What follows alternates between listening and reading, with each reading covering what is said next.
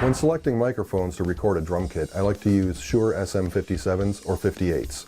Right now I've got SM57s on the rototoms and on the snare drum. We've also got this kit of microphones from Audix, which comes with 7 microphones and cost under $350. It comes with a kick drum mic, 3 tom mics, which can also be used for the snare drum, 2 overheads, and a floor tom mic.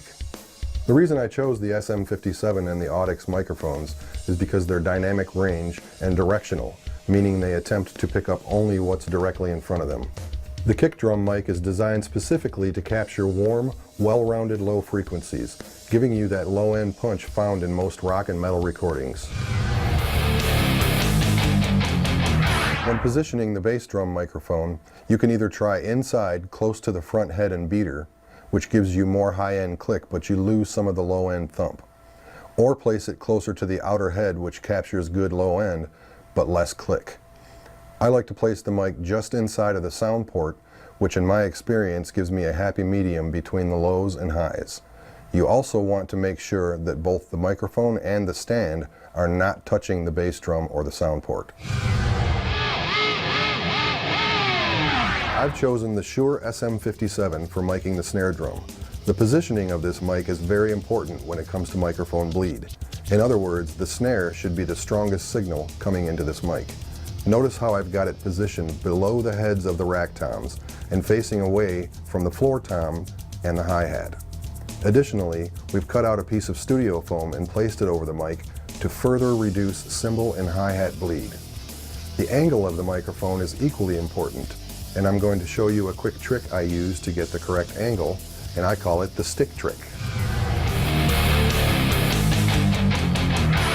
In order to maximize the signal coming off of the snare drum, you want to angle the microphone to point directly where the drummer is hitting it. That's generally right here somewhere in the center of the drum.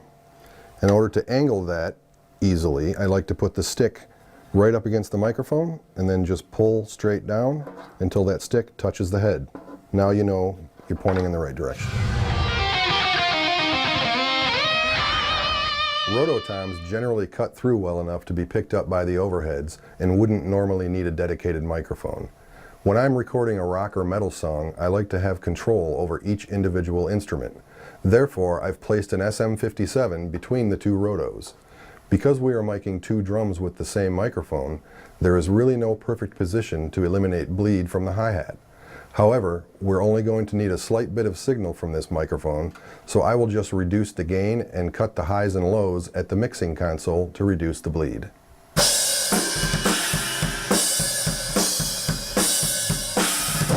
Rack toms and floor toms are going to be just about the same. The basic idea is a strong signal from the tom you are working on and a weak signal from the surrounding instruments.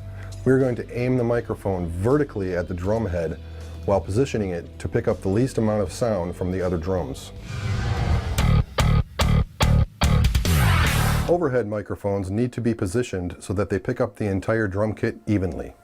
Although there are many different ways to position overhead microphones, your setup will depend on many things, including the size of your kit and the size of your room.